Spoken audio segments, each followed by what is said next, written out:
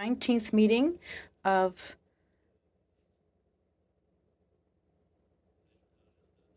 our agenda for the 43rd. Sorry, I'll start again. Welcome to the 19th meeting of our meeting for the 43rd Parliament. We're going to start this morning with the minutes. Est-ce qu'il y a des questions? Are there any questions or comments on that? Seeing no, I saw a hand go up. No, we're good. Okay, we'll move on to the second item. Le deuxième, c'est... The second item is business arising from previous meetings. Are there any questions or comments? Mr. Richards.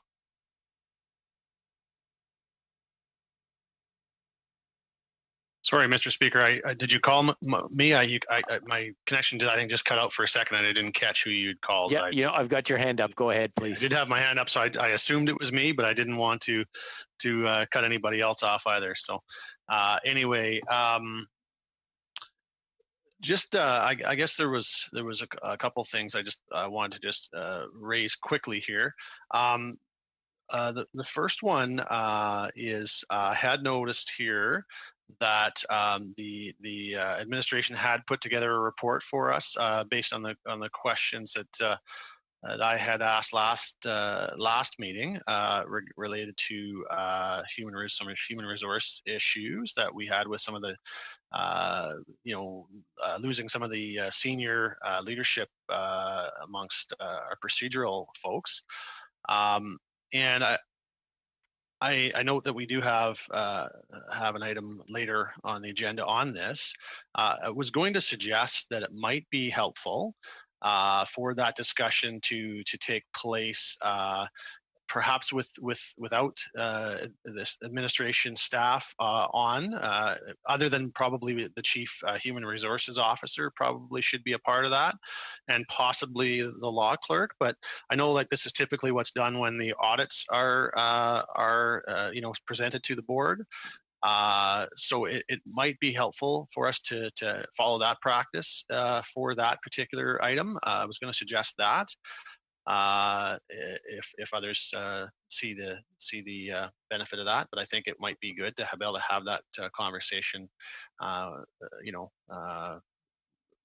with just the board members and the one or two pieces from administration that would have a direct impact there.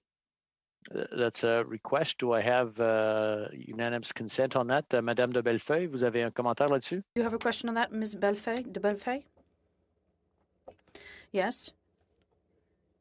I agree with the proposal from Blake. I believe it is a necessary discussion that we should have together. Thank you. So we do have unanimous consent? Yes? Perfect. Thank you very much. Here as well, Mr. Speaker, if I can. Just obviously with regards to the litigation that is the government has brought, with you named, Mr. Speaker, I thought it might be beneficial for us to have an in-camera briefing, just to find out a little bit about the litigation strategy that will be followed by the House in defending themselves against the government in the federal court procedure. So I wanted to throw that out as an item that we could add to the agenda. Obviously, it's timely, so I don't think it's something that we can leave for a future meeting. But I think it would be helpful for all of us to have some sort of a briefing on that. And I would suggest that would be in camera. Yeah, I believe that's already open and ready to go in camera, and I believe we have unanimous consent to go along with that. Mr. Julian, sorry, go ahead. Further to that, on what this is my last, I promise, Mr. Speaker. I just also want to get see if there. I don't know who the appropriate person to ask here is for an opinion on this, but I'm sure that you can direct it to whoever it's appropriate to answer. With regards to that, obviously, we're talking about a situation where it is, in fact, the government that is taking the House to court in that instance. And obviously there are members of the board that are ministers in that government, and I don't know, but it did occur to me that there is a possibility that there could be a conflict of interest for them to participate in those discussions, and I don't know if they've personally given any thought to that, but maybe it would be good to get an opinion on whether it's appropriate for them to be a part of that discussion or not. If it's okay with the members, maybe we can approach it once we go in camera, and we'll have the House of Commons lawyer, Mr. Frein, comment on that, and then we can make a decision then. Would that be, is that fair? Does that sound good? Sure. Okay, let's go with that then. And that gives everyone some time to reflect until we get there. There's no decisions made on the spot, and we'll make sure that it's the right decision to make. Perfect. Mr. Julian, suivi par Madame de Bellefeuille. Mm-hmm. Oh, thanks. Thanks, Mr. Speaker. I was going to reiterate the same comments as Mr. Richards has made, and I agree that as part of the in-camera, we should be briefed on the court case against the House. So thank you for that. Madame de Bellefeuille? Monsieur Président. Chair, I don't know if it'll be possible during this meeting, but I would like to be reassured with respect to next autumn. Will there be a lack of resources, particularly in terms of interpreters? And I would also like to be reassured that this summer and this fall, that we will have the necessary resources to be able to resume our work. We had to cancel committee meetings to be able to sit at the House at the same time and also have parliamentary committees. So perhaps not at this meeting, but I would like to be reassured in the future with respect to the fall, to make sure we have the necessary number of interpreters to be able to cover our work both in the House and at committees and for our parliamentary associations as well. So if you could give us an overview. I know we didn't plan that today, but I'd also like us to have a very clear update about the state of our resources and the situation that was very concerning at the end of the session. Thank you.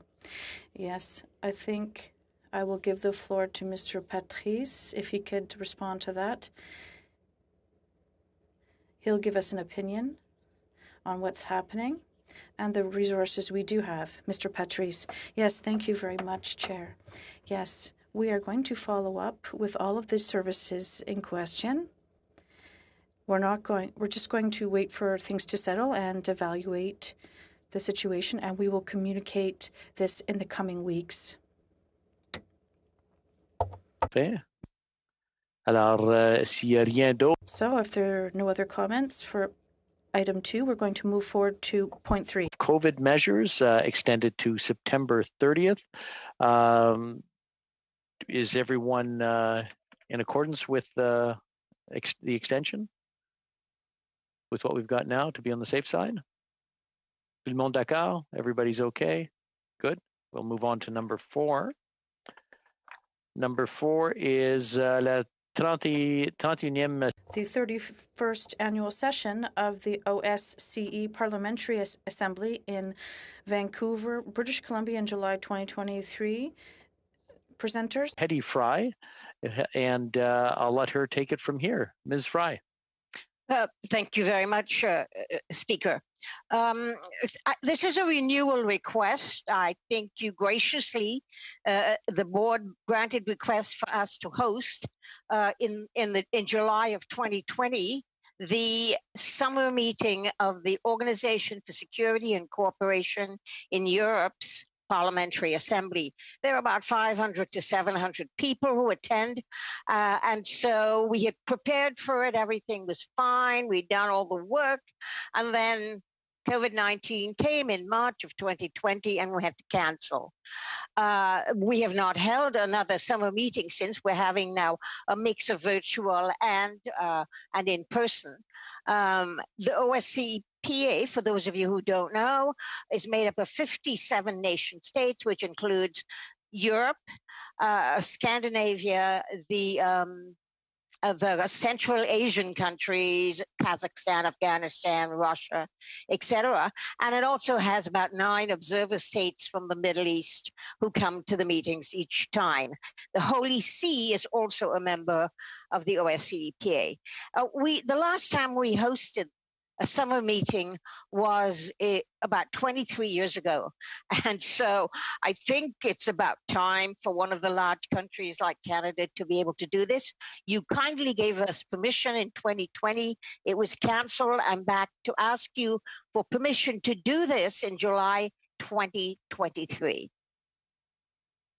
And you have, I think, the cost of the meeting. It's gone up a little bit because of inflation, and also because now everyone is required to do a lot of COVID security, cleaning, et cetera, et cetera. So that's raised the bar a little bit for costs.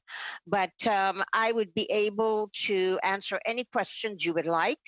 But we are ready to go. And the people who are running this for us, for our staff, our bureaucratic staff, have been through this already and were all prepped for July 2020 and have had to cancel. We did not pay any penalties in 2020 because we had a clause that talked about force majeure. And we have a similar clause this time in case an act of God says we have to cancel. Are there any questions of Ms. Fry? Now, the recommendation is that we go ahead. Is everyone in accordance with the recommendation? Good. We have consensus. Thank you, Ms. Fry, and thank you to all the members. Thank you. I appreciate it, everyone. Thank you very much. The next one is the number 5 is the 65th Commonwealth Parliamentary Conference in Halifax, Nova Scotia in August 2022. The presenter this morning is Jeremy Leblanc. Mr. Leblanc. Thank you very much, Mr. Speaker. So this request is to transfer funding that had previously been approved for the 65th Parliamentary Conference to be hosted in Halifax, Nova Scotia. The conference was originally scheduled to occur in January of 2021, then postponed till August of 2021, and now has been postponed again until August of 2022. Donc, le Bureau de Régie Interne. So the Board of Internal Economy had already approved temporary funding for that conference, and we are asking for the authority to transfer, to postpone the approval that had been given to the previous fiscal year to the next one, so that it coincides with the occurrence of the conference. And also, if there are additional costs because of the delay of this conference, I was wondering if we could use the SIM budget for these additional costs rather than asking for new funding. So we want to transfer the funding that is already approved and have approval to cover if there are any additional expenses. Do you have any questions? I think everything's rather clear. I see there are thumbs up. That's a good thing. Did everyone agree? Thank you. We do agree with the recommendation. So we are going to move forward to point 6. And for number 6, 2021 year-end financial report and 2021-2022 supplementary estimates. And it'll be, our presenter will be Danielle Paquette. Monsieur Paquette. Oui, merci, Monsieur le Président. Thank you very much, Chair. I'm here to present the fiscal year-end financial report for 2020-2021 and to seek your approval for the supplementary estimates for 2021-2022. This report provides the financial authorizations and expenditures for the 2021-2021 fiscal year, as well as comparative information for the prior year. As with quarterly reports already presented this year, we're comparing 2 atypical years. This past year, the pandemic clearly impacted our spending trends, while the previous year was a general election year. Therefore, our comparisons were made with this in mind and influence the results of our analyses. So turning to the report as of March 31st, 2021. The approved authorizations for 2020-2021 in the amount of $641.9 million was an increase of $124.8 million over the 2019-2020 authorizations. The most significant change relates to an actuarial adjustment to the members' retirement allowance account and the members' retirement compensation account in the amount of $125.6 million. This adjustment is instructed in the actuarial report on the members' pension plan. Les dépenses totalisaient 610. As of March 31st, expenditures totaled $610.1 million, which represents an increase of $104.4 million compared to spending in 2019-2020. Expenditures relates to the increase of $126.8 million in the contribution to the members' pension plan, mainly due to previously mentioned actuarial adjustments. Had there not been this actuarial adjustment, the variance in expenditures would have been a reduction of $22.4 million. This decrease in expenditures across the House is because of measures in response to the COVID-19 pandemic, such as the restrictions on travel and gathering imposed by public health authorities, which contributed to the significant decrease in our travel expenditures. The decrease has also been seen in areas across the whole organization, such as training and hospitality. Also, the temporary closure of some of our food service facilities and the printing facilities last year has had a significant reduction in our cost of materials and supplies. These reductions were partially offset by the purchase of consumable items such as the face mask and hand sanitizer that are used across the House, as well as by the investments in the virtual House proceedings and committees, including the remote voting system and to accommodate the press conference facilities. In addition, there were costs incurred for equipment to enable the administration employees to work remotely during the COVID pandemic.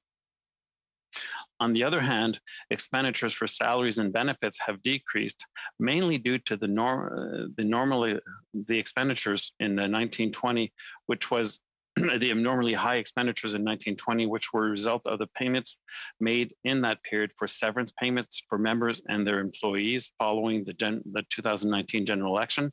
And also in that fiscal year, there were retroactive payments made for retroactive payments for economic increase for certain administration employees. Finally, the report provides a comparison between the 2021 and 1920 utilization of authorities. And with respect to the non-statutory spending, the utilization has decreased by 5.2%, which is not unexpected given the current situation. It is important to note and to mention that the administration does promote an efficient use of resources and continuously strive to minimize requests for incremental funding whenever possible. The COVID pandemic had a significant impact on the House business, and the magnitude of financial impact was not apparent early in the fiscal year. Funding decisions were made based on the best information available at various times. As the pandemic continued to evolve, restrictions continuously had to be put in place, which resulted in lower than expected expenditures. As mentioned before, the 2021 authorities totaled $641.9 million, and where expenditures total $610.1 million. This leaving us with a $31.8 million surplus, and which will corresponds to the lapse which will be represented in the Public Accounts of Canada. This surplus represents 8.8% of the 2021 main estimates voted authorities, and is customary for government organizations to carry forward lapse amount up to 5% of their main estimates. As such, I'm seeking your approval to include a carry forward of $18 million in the 21-22 supplementary estimates B. But to note that I will return back in the fall to inform the members of the final amount to be included in the supplementary estimates based on operational requirements at that particular time, if there's some reason why we don't need to carry over the full amount. So, Mr. Speaker, this concludes my presentation. Je suis disponible pour répondre à vos questions. And I'm available to answer your questions. Are there any questions? Everybody's fine with the recommendation that's proposed? Oh, Mr. Blake, Mr. Richards. Thanks, Mr. Speaker. Yeah, just I guess a couple of questions and just related to resources. I guess the first one is for you. You had mentioned in the House on our final day, I obviously raised a point about some matters of privilege that we have. And you had made some comment in relation to that and other things that there may sort of, I think it implied, at least I thought, that there maybe was a lack of resources that you might have in order to complete some of those things, at that time. Just wanted to, I guess this is an appropriate place to sort of ask about that. Is do you think you have a need for additional resources, or is there a lack of resources available to you at this point? No, actually, under normal circumstances and even under extenuating circumstances, everything works fairly well. As you know, in the last 2 weeks of the House, we were sitting till late, and a lot of this stuff, I got to credit the clerks of the House and the table officers. A lot of this work, they start working on it and they go around the clock. I don't think they sleep at night so that we can get it. Unfortunately, we weren't giving them any time to sleep, so they weren't able to come up with a lot of it. And I didn't have what I thought was something that was to the quality that we've been accustomed to.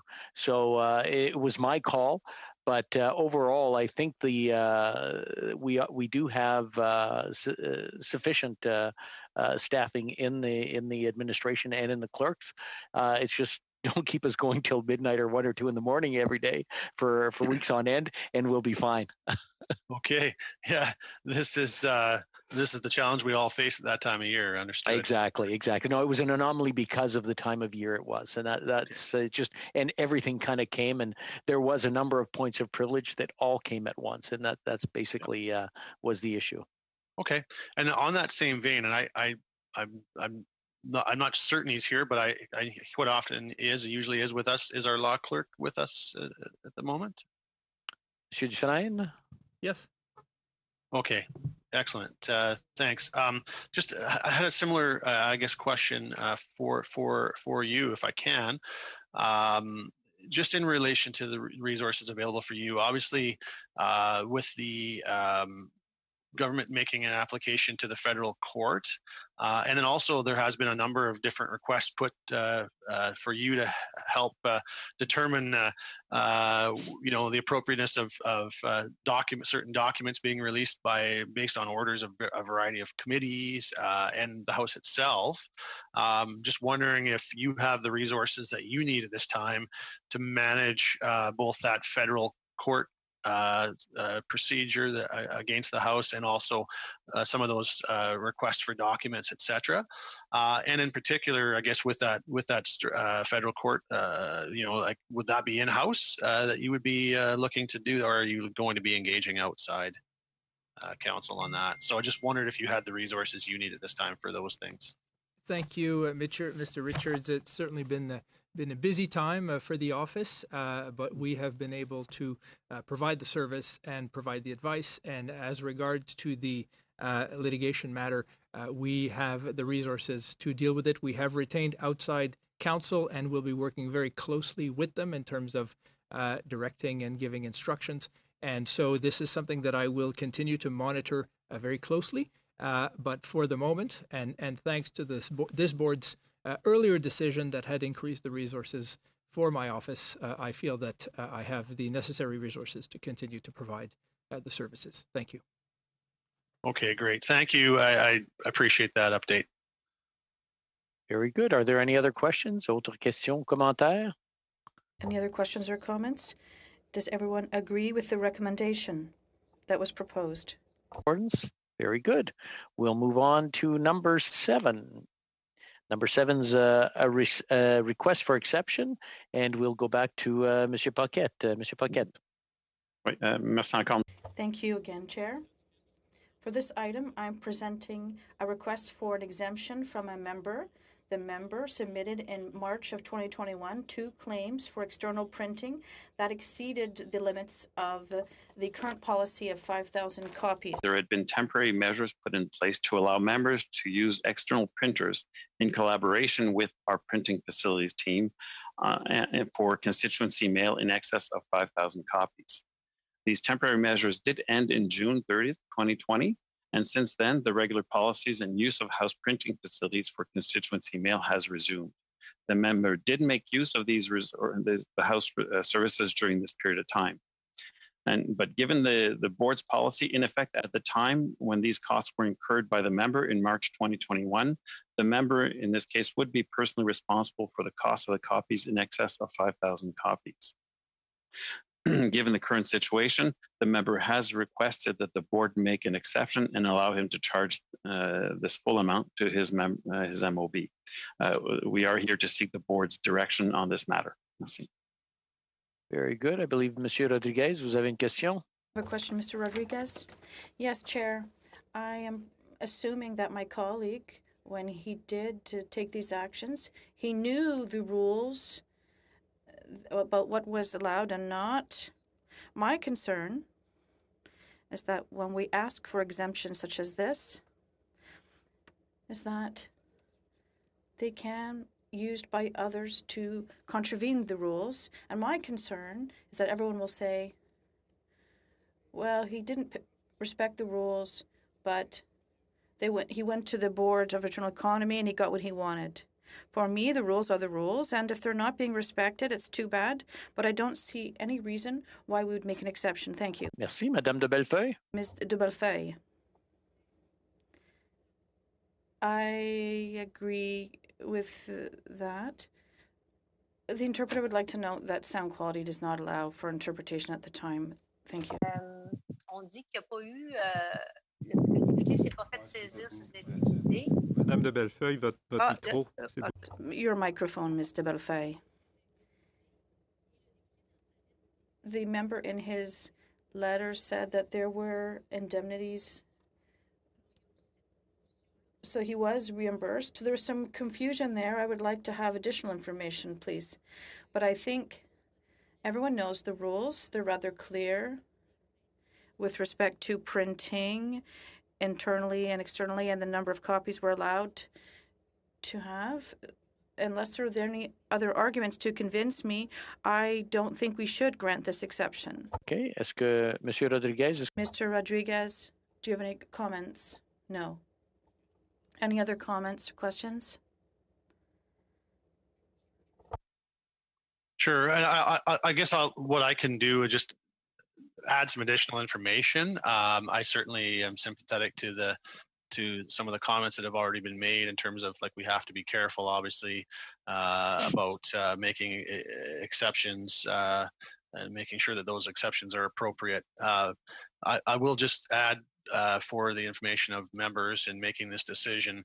I have obviously talked to Mr. Viss about the situation, and my understanding of what happened here from his perspective is essentially that there was some communication with printing and mailing services, his office had understood that the exceptions were lifted for certain types of mailings, but I think they didn't realize that they had been lifted for the types of mailings that they were doing.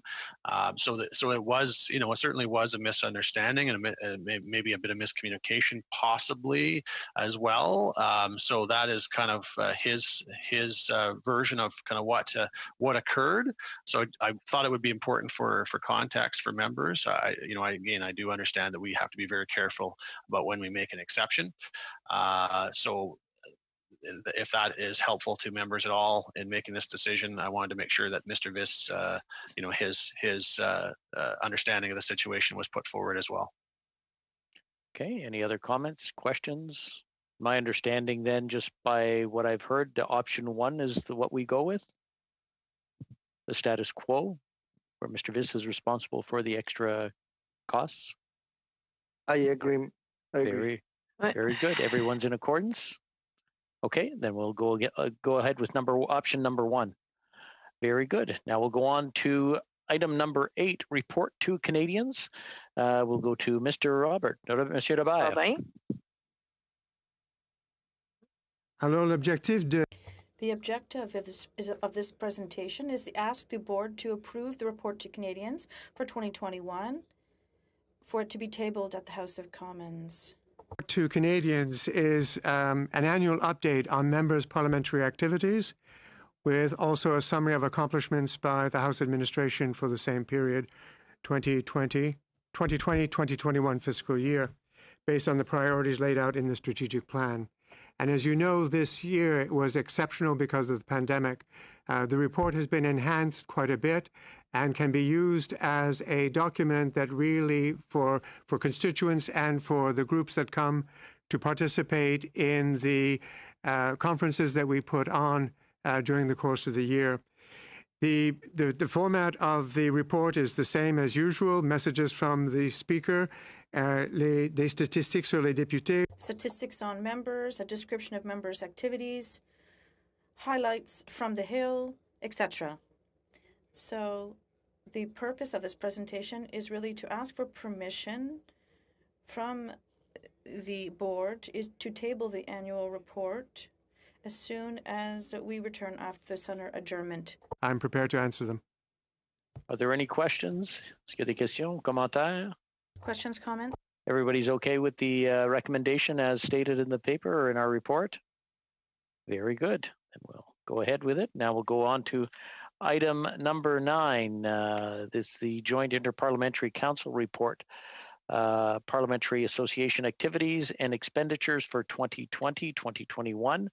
The first one on tab 9 is the annual report on the activities and expenditures of Parliament associations for 2020-2021.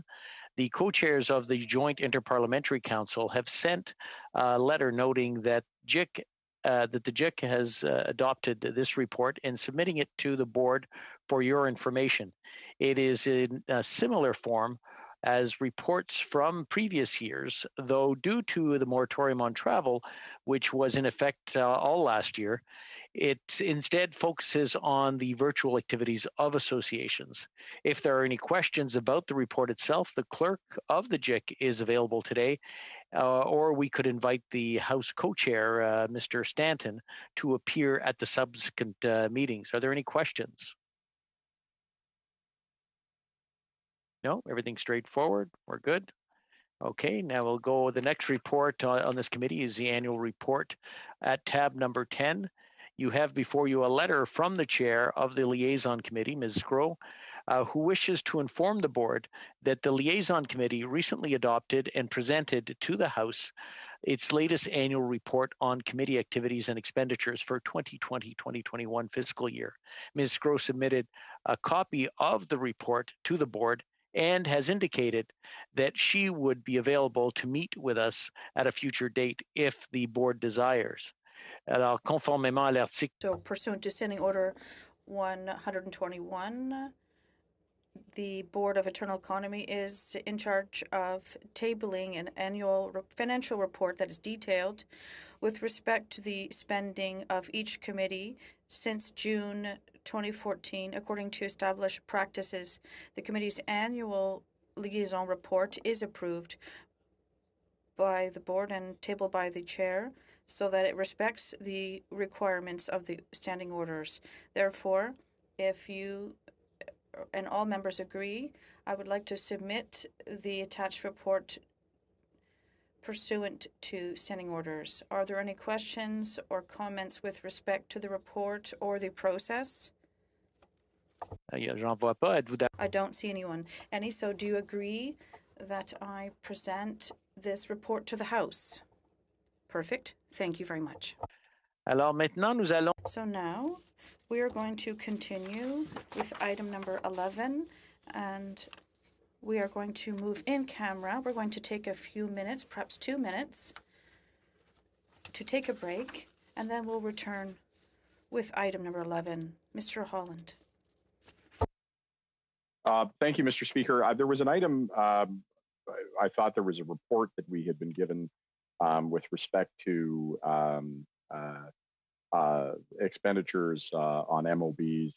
And sorry, I thought I anticipated that was coming up, but I should have perhaps raised it earlier. But we had discussions as whips about it was discussed at the prior meeting, and so perhaps I should have raised it in the minutes. But with leave of the board, I believe we have concurrence among the whips. We've had conversations for the item that we discussed in the previous BOIE meeting with respect to a professional development program to be run on a pilot basis for members of parliament that would be in a reduced amount than what was talked about before of $5,000 to run in a 1 year period of time.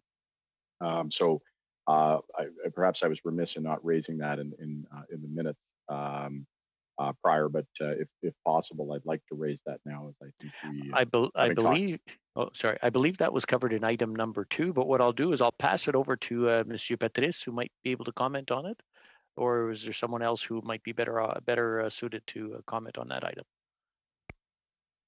Yeah, I believe it's about the wish of the board to have that discussion now with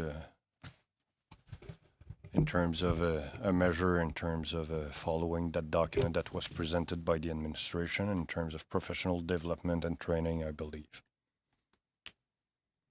Okay.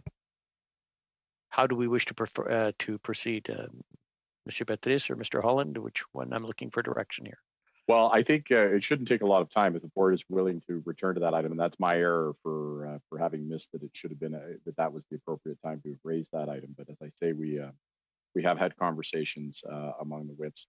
We do have agreement. So if there is the opportunity with the indulgence of the board to return to that item, then I can forward the discussions that we have. Very good. Do we have a consensus to go back to that item, number 2? I believe we have consensus. Very good. We'll go back. Mr. Holland. Thank you, Mr. Speaker. So there were discussions among the whips. We had discussions some time ago.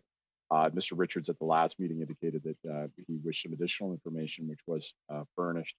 And I believe Mr. Richards and the other whips, well, I know that we had conversations, so I understand that there is agreement that we would move forward on a 1 year basis with a pilot project to be reviewed at the end of basically at this time next year, at the end of the next sitting of Parliament, to review the program, but to make available for each MP's office outside of the MOB $5,000 for the purposes of a professional development for staff. Very good. Now, are there any questions or comments on that? Does the board agree? Do we have agreement? I believe I see no disagreement. Perfect. Okay. Very good. And so passed. Oh, Mr. Paquette, si vous voulez. Mr. Paquette. A financial authority, I want to confirm that I guess we're approving that I put aside or make a request for $1,690,000 or $5,000 per MP for this, I guess, specified purpose supplement for members.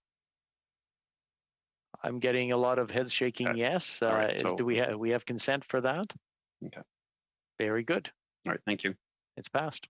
So now we'll take a 2-minute break so that the staff can rearrange everything so that we're in camera, and then we'll return. So at 11:54, we'll be back. We'll give it a little extra time. We'll give it 5 minutes.